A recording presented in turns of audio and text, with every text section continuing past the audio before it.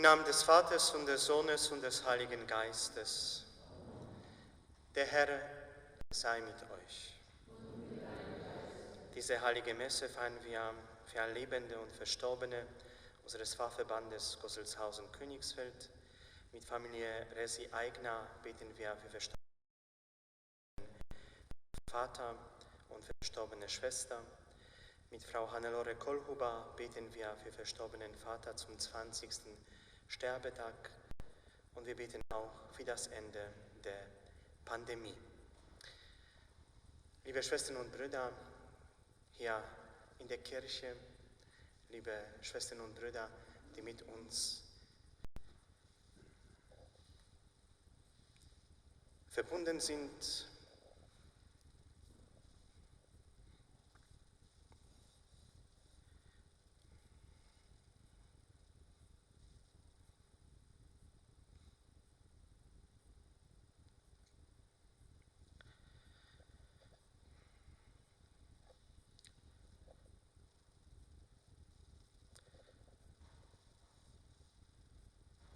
wir wollen jetzt innehalten und bitten wir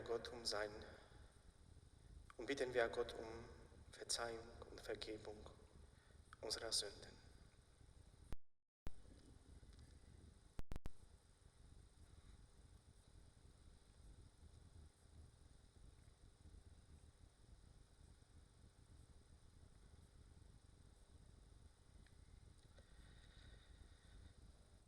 Ich bekenne Gott, dem Allmächtigen, und allen Brüdern und Schwestern.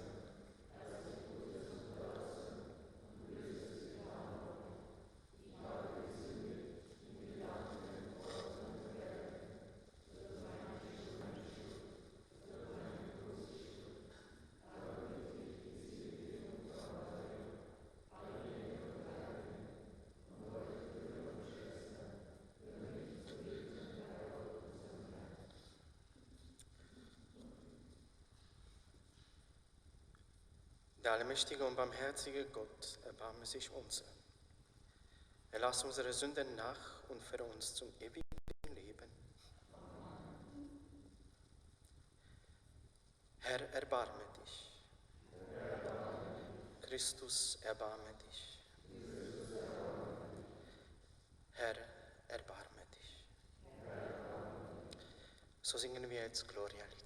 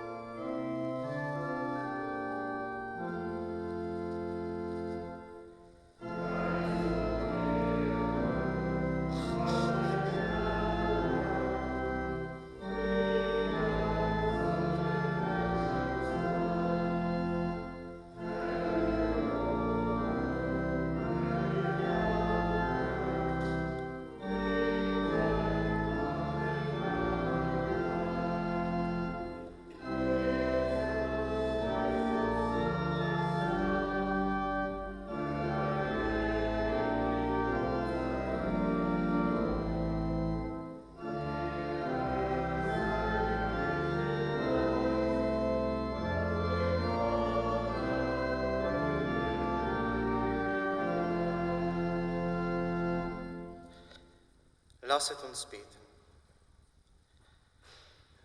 Gott, unser Vater, du hast uns durch deinen Sohn erlöst und als deine geliebten Kinder angenommen. Sieh voll Güte auf alle, die an Christus glauben, und schenke ihnen die wahre Wahrheit und Freiheit und das ewige Erbe. Darum bitten wir durch Jesus Christus, deinen Sohn, unseren Herrn und Gott, der in der Einheit des Heiligen Geistes mit dir lebt und herrscht in alle Ewigkeit. Amen.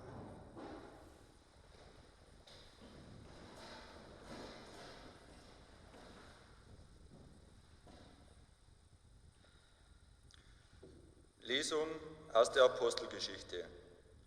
In diesen Tagen, als die Zahl der Jünger zunahm, begehrten die Hellenisten gegen die Hebräer auf, weil ihre Witwen bei der täglichen Versorgung übersehen wurden. Da riefen die 12 die ganze Schar der Jünger zusammen und erklärten, Es ist nicht recht, dass wir das Wort Gottes vernachlässigen und uns dem Dienst aus den Tischen widmen. Brüder, wählt aus eurer Mitte 7 Männer von gutem Ruf und voll Geist und Weisheit. Ihnen werden wir diese Aufgabe übertragen. Wir aber wollen bei Gebet und beim Dienst am Wort bleiben. Der Vorschlag fand den Beifall der ganzen Gemeinde und sie wählten Stephanus, einen Mann, erfüllt vom Glauben und vom Heiligen Geist.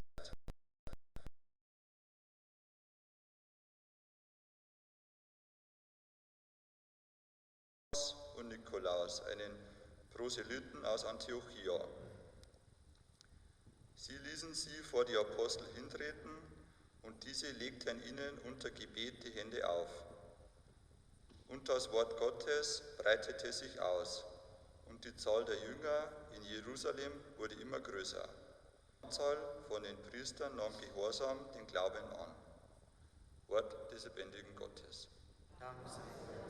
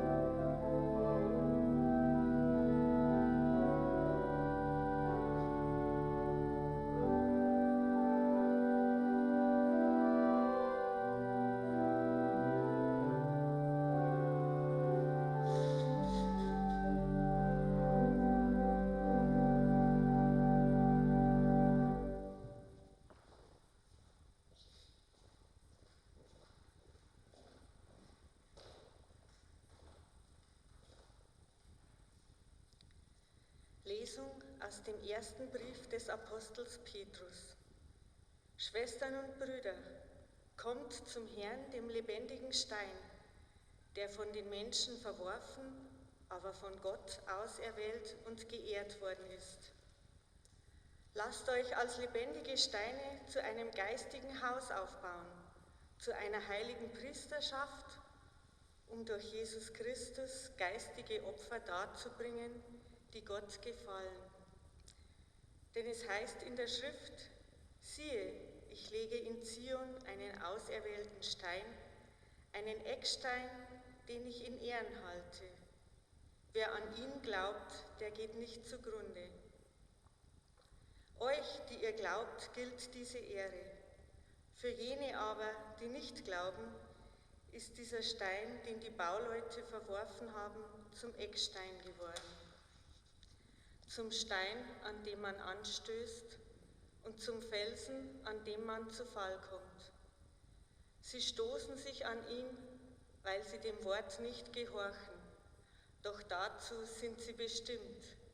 Ihr aber seid ein auserwähltes Geschlecht, eine königliche Priesterschaft, ein heiliger Stamm, ein Volk, das sein besonderes Eigentum wurde, damit ihr die großen Taten dessen verkündet, der euch aus der Finsternis in sein wunderbares Licht gerufen hat.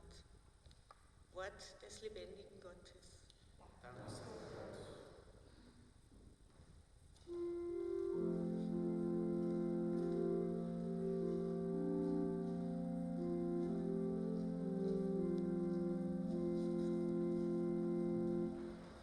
Halleluja, Halleluja, Halleluja.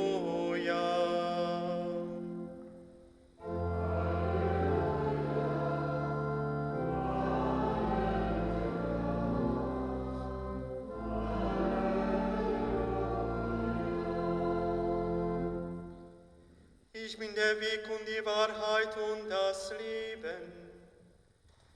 Niemand kommt zum Vater, außer durch mich. Halleluja.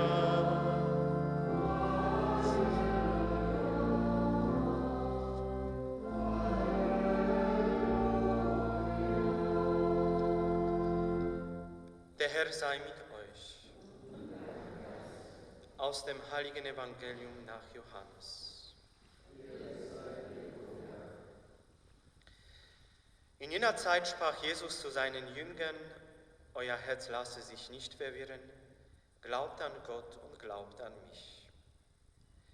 Im Haus meines Vaters gibt es viele Wohnungen. Wenn es nicht so wäre, hätte ich euch dann gesagt. Ich gehe, um einen Platz für euch vorzubereiten. Wenn ich gegangen bin und einen Platz für euch vorbereitet habe, komme ich wieder und werde euch zu mir holen, damit auch ihr dort seid, wo ich bin. Und wohin ich gehe, den Weg dorthin kennt ihr. Thomas sagte zu ihm: Herr, wir wissen nicht, wohin du gehst. Wie können wir dann den Weg kennen? Jesus sagte zu ihm: Ich bin der Weg und die Wahrheit und das Leben. Niemand kommt zum Vater, außer durch mich. Wenn ihr mich erkannt habt, werdet ihr auch meinen Vater kennen. Schon jetzt kennt ihr ihn und habt ihn gesehen. Philippus sagte zu ihm: Herr, zeig uns den Vater, das genügt uns. Jesus sagte zu ihm: Schon so lange bin ich bei euch und du hast mich nicht erkannt, Philippus? Wer mich gesehen hat, hat den Vater gesehen. Wie kannst du sagen, zeig uns den Vater? Glaubst du nicht, dass ich im Vater bin und dass der Vater in mir ist? Die Worte, die ich zu euch sage, habe ich euch aus mir selbst. Der Vater, der in mir bleibt, vollbringt seine Werke. Glaubt mir doch, dass ich im Vater bin und dass der Vater in mir ist. Wenn nicht, dann glaubt aufgrund eben dieser Werke. Amen, Amen, ich sage euch, wer an mich glaubt, wird die Werke, die ich vollbringe, auch vollbringen. Und er wird noch größere als diese vollbringen, denn ich gehe zum Vater. Evangelium unseres Herrn Jesus Christus.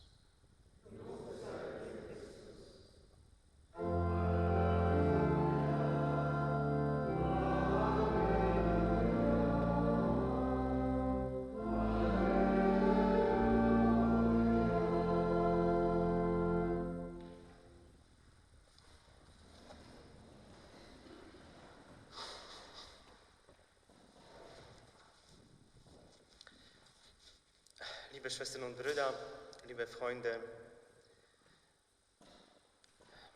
komisch, ich bin mehr aufgeregt heute, als ich vor 17 Jahren meine erste Heilige Messe gefeiert habe.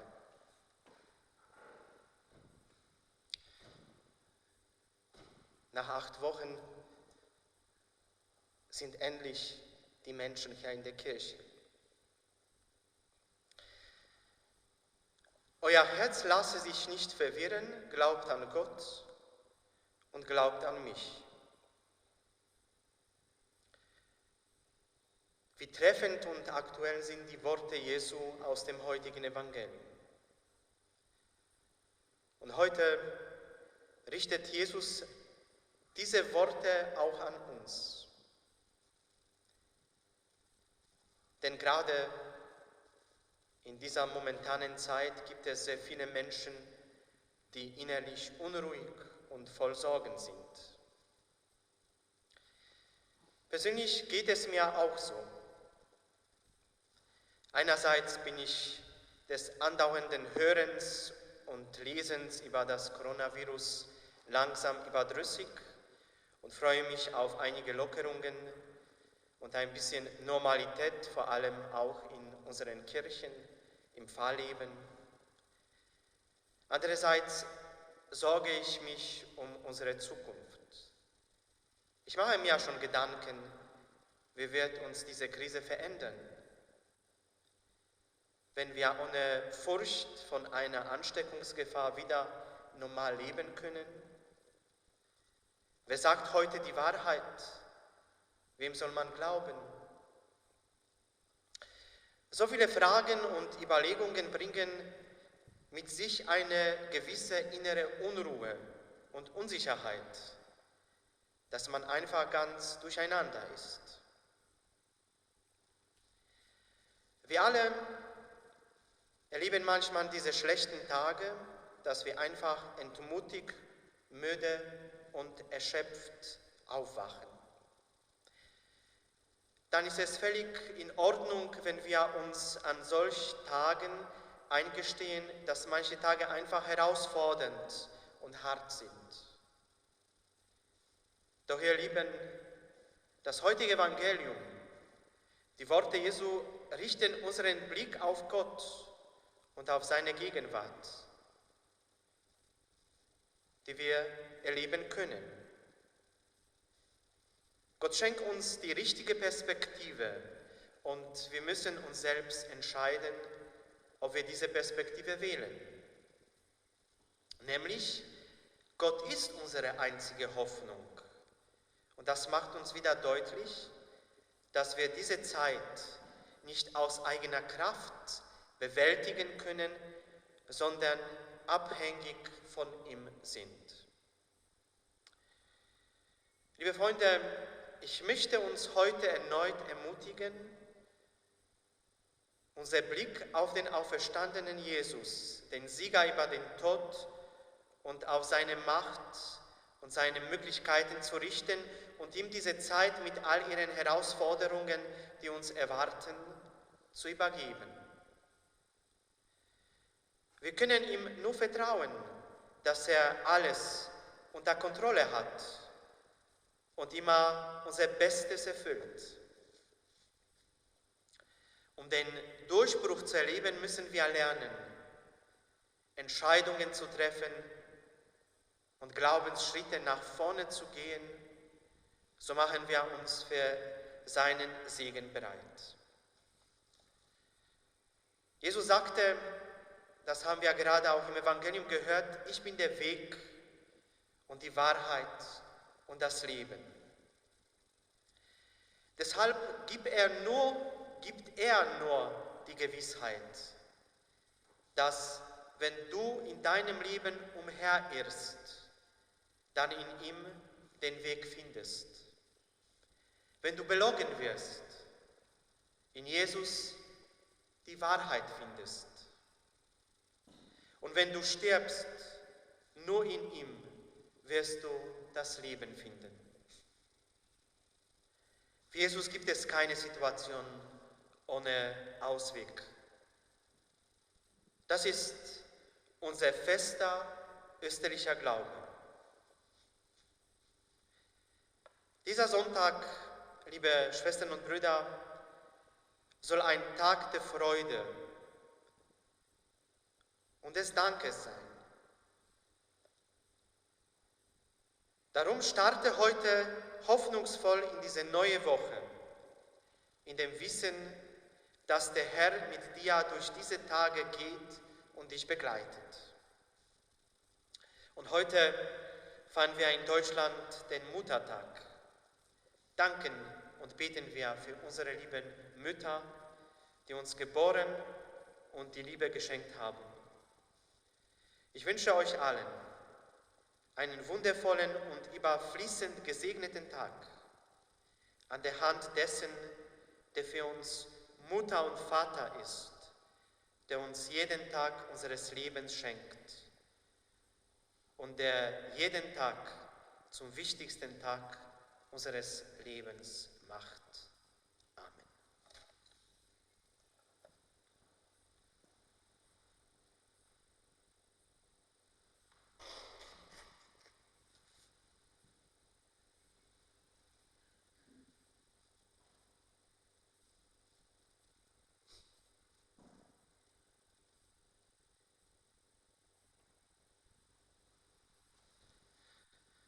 So wollen wir jetzt unseren Glauben bekennen. Ich glaube an Gott, den Vater, den Allmächtigen, den Schöpfer des Himmels und der Erde, und an Jesus Christus, seinen eingeborenen Sohn, unseren Herrn, empfangen durch den Heiligen Geist, geboren von der Jungfrau Maria, gelitten unter Pontius Pilatus, gekreuzigt, gestorben und begraben, hinabgestiegen in das Reich des Todes, am dritten Tage auferstanden von den Toten, aufgefahren in den Himmel. Er sitzt zu Rechten Gottes, des allmächtigen Vaters. Von dort wird er kommen, zu richten die Lebenden und die Toten. Ich glaube an den Heiligen Geist, die heilige katholische Kirche, Gemeinschaft der Heiligen, Vergebung der Sünden, Auferstehung der Toten und das ewige Leben. In unseren eigenen Herausforderungen und den Nöten der ganzen Welt sind wir berufen, an das Leben zu glauben. Wir wollen uns und unser Herz nicht verwirren lassen und beten voll Vertrauen. Für die Menschen in New York, immer noch erschüttert von den vielen Toten. Für alle, die dort und auch hier bei uns einen geliebten Menschen in der Sterbestunde allein lassen mussten. Für Pflegekräfte, Ärzte und Bestatter, die sie in dieser schrecklichen Situation begleiten. Du, Gott des Lebens. Wir bitten dich, erhöre uns. Für alle Verantwortlichen, die in diesen Tagen weitreichende Entscheidungen treffen müssen. Für alle, die rund um die Uhr Schutzkonzepte umsetzen und sich in ihrem alltäglichen Tun an neue Abläufe gewöhnen müssen. Für Einzelhändler, für Schul- und Kita-Leitungen und ihre Mitarbeiterinnen und für alle Menschen im öffentlichen Dienst. Du, Gott des Lebens. Wir bitten dich, erhöre uns. Für alle Eltern und Kinder, die durch die aktuelle Situation schwer belastet sind. Für die Kinder, die zu Hause lernen sollen und denen Unterstützung fehlt. Du, Gott des Lebens. Wir bitten dich, erhöre uns. Für die Eltern, die Existenznöte erleben und für alle, die jetzt besonders unter Aggression und Gewalt leiden.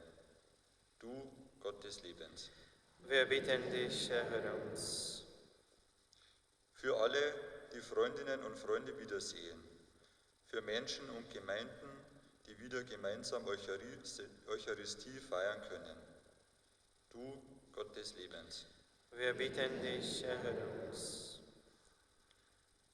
Für uns und alle, die, immer noch unsicher, jede Situation in eigener Verantwortung neu gestalten müssen. Du, Gott des Lebens. Wir bitten dich, erhöre uns. Für alle Menschen, die den Zweiten Weltkrieg erlebt haben.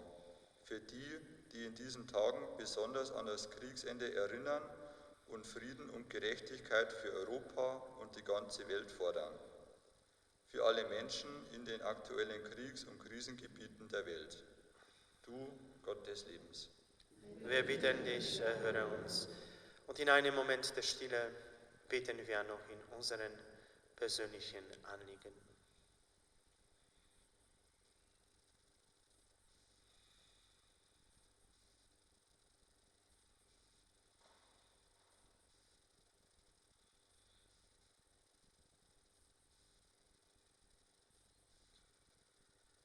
Du Gott des Lebens, wir bitten dich.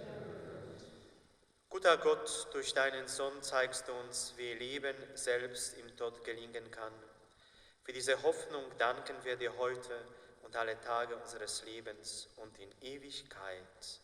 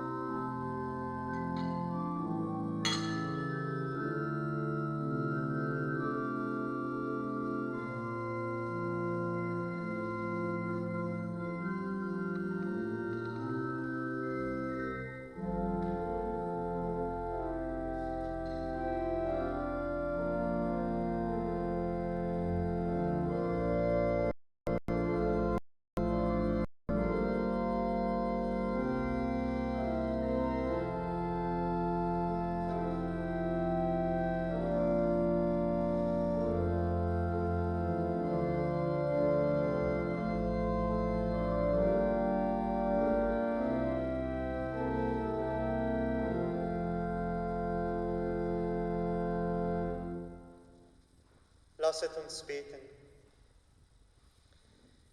Erhabener Gott, durch die Feier des heiligen Opfers gewährst du uns Anteil an deiner göttlichen Natur. Gib, dass wir dich nicht nur als den einen wahren Gott erkennen, sondern unser ganzes Leben nach dir ausrichten.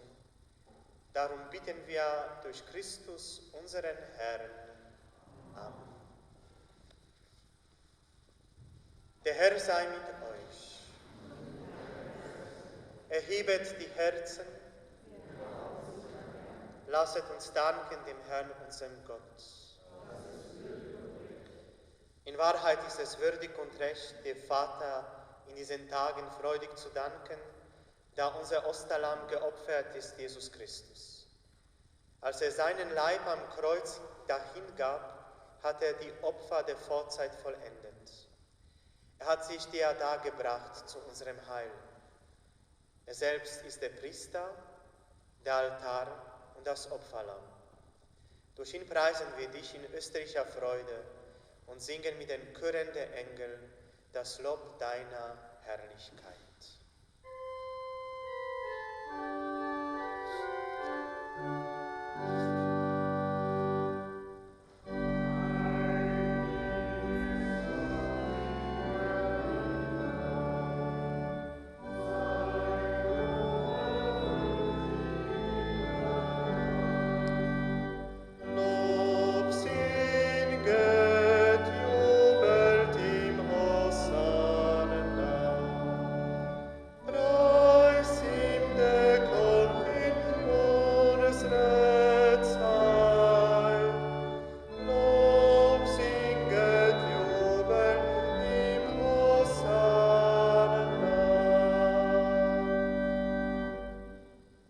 Ja, du bist heilig, großer Gott. Du bist der Quell aller Heiligkeit. Darum kommen wir vor dein Angesicht und feiern in Gemeinschaft mit der ganzen Kirche den ersten Tag der Woche als den Tag, an dem Christus von den Toten erstanden ist. Durch ihn, den du zu deiner Rechten erhöht hast, bitten wir dich.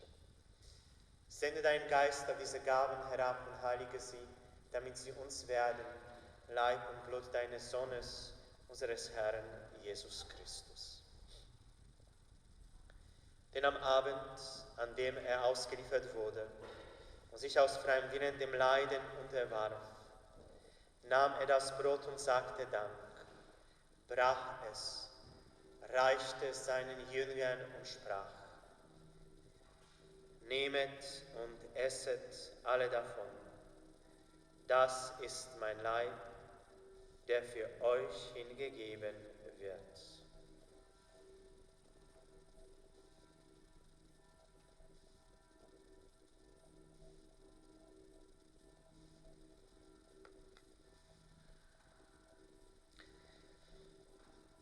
Ebenso nahm er nach dem Mahl den Kelch, dankte wiederum, reichte ihn seinen Jüngern und sprach: Nehmet und trinket alle daraus, das ist der Kelch des neuen und ewigen Bundes, mein Blut, das für euch und für alle vergossen wird, zur Vergebung der Sünden.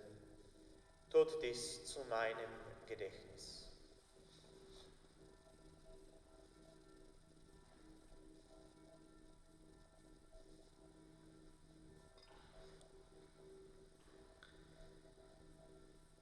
Geheimnis des Glaubens. Deinen Tod, o Herr, verkünden wir.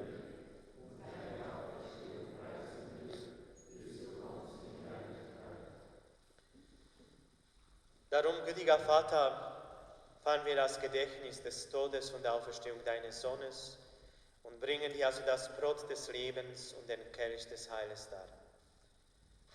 Wir danken dir, dass du uns berufen hast, vor dir zu stehen und dir zu dienen. Wir bitten dich, schenke uns Anteil an Christi Leib und Blut. Lass uns eins werden durch den Heiligen Geist.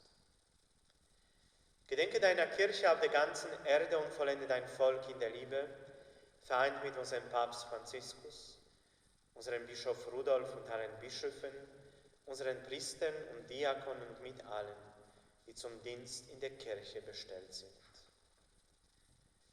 Gedenke an unsere Schwestern und Brüder, die entschlafen sind in der Hoffnung, dass sie auferstehen.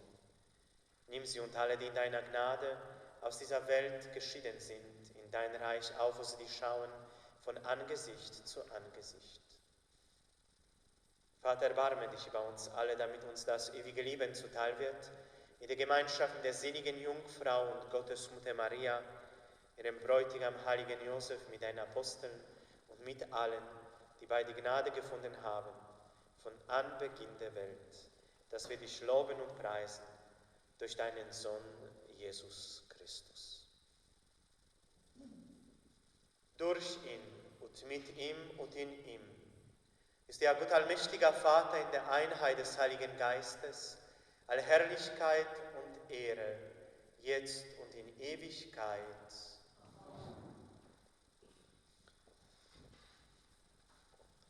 Wir haben den Geist empfangen, der uns zu Kinder Gottes macht, darum wagen wir zu sprechen. Vater unser im Himmel, geheiligt werde dein Name, dein Reich komme, dein Wille geschehe, wie im Himmel so auf Erden. Und vergib uns unsere Schuld, wie auch wir vergeben. Und führe uns nicht in Versuchung. Erlöse uns, allmächtiger Vater, von allen Bösen und gib Frieden in unseren Tagen. Komm uns zu Hilfe mit deinem Erbarmen und bewahre uns vor Verwirrung und Sünde, damit wir voll Zuversicht das Kommen unseres Erlösers Jesus Christus erwarten. Denn dein ist das Reich. Am Ostertag trat Jesus in die Mitte seiner Jünger und sprach den Friedensgruß. Deshalb bitten wir, Herr Jesus Christus, du Sieger über Sünde und Tod, schau nicht auf unsere Sünden, Schwächen und Fehler, sondern schau auf den Glauben deiner Kirche und schenke uns nach deinem Willen Einheit und Frieden. Der Friede des Herrn sei allezeit mit euch. Durch Nicken gebt euch ein Zeichen des Friedens und der Versöhnung.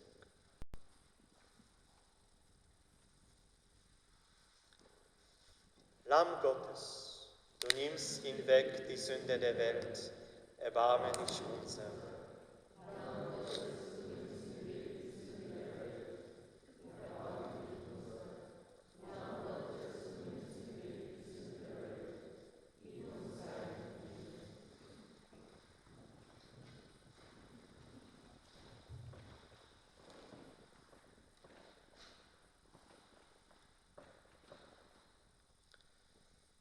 Sieh das Lamm Gottes, das hinwegnimmt die Sünde der Welt. Herr, ich bin nicht würdig.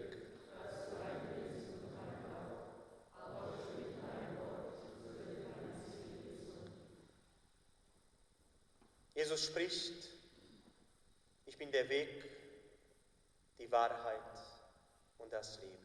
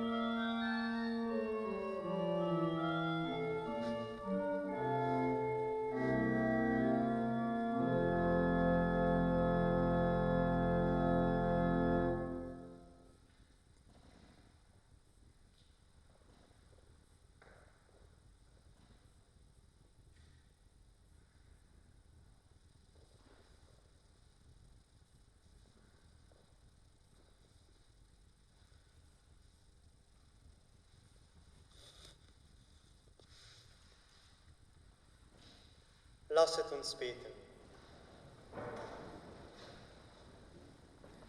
Barmherziger Gott, höre unser Gebet. Du hast uns im Sakrament das Brot des Himmels gegeben, damit wir an Leib und Seele gesunden. Gib, dass wir die Gewohnheiten des alten Menschen ablegen und als neue Menschen leben. Darum bitten wir durch Christus, unseren Herrn. So, liebe Schwestern und Brüder, am nächsten Sonntag wird die Übertragung der Heiligen Messe aus Wolnsach stattfinden. Natürlich, die Heiligen Messen finden jetzt regelmäßig in unseren Kirchen. Natürlich müssen wir so machen, dass Sie vorher sich anmelden müssen, weil wir eine begrenzte Zeit der Plätze haben, damit wir den richtigen Abstand halten können. Aber wenn jemand keine Angst hat und will, sind herzlich eingeladen. Ist das komisch, wenn der Pfarrer alle schaut, die einfach die Masken haben, ist schon eine ungewöhnliche Situation. Aber ist mir gerade auch etwas Lustiges eingefallen. Also auf jeden Fall, wenn ich langweilig predige, da könnt ihr ja ruhig gähnen, das sehe ich überhaupt nicht. Also das ist momentan der einzige Vorteil von diesen Schutzmasken, die ich jetzt gerade sehe. Ich wünsche euch allen, liebe Schwestern und Brüder, die hier in der Kirche sind und mit uns verbunden sind, einen wunderschönen Sonntag, eine gute und gesegnete ganze Woche, und erzählt nicht, dass der Pfarrer ja in Gosseltshausen geweiht hat. Jetzt bitten wir Gott um seinen Segen. Der Herr sei mit euch. Gott, der allmächtige Vater, segne euch und schenke euch gedeihliches Wetter, erhalte Blitz, Hagel und jedes Unheil von euch fern. Amen. Er segne die Felder, die Gärten, den Wald, Hopfen und schenke euch die Früchte der Erde. Amen. Er begleite eure Arbeit, damit ihr Dankbarkeit und Freude gebrauchet, was durch die Kräfte der Natur und die Mühe des Menschen gewachsen ist. Amen. Das gewähre euch der dreieinige Gott, der Vater und der Sohn und der Heilige Geist. Amen.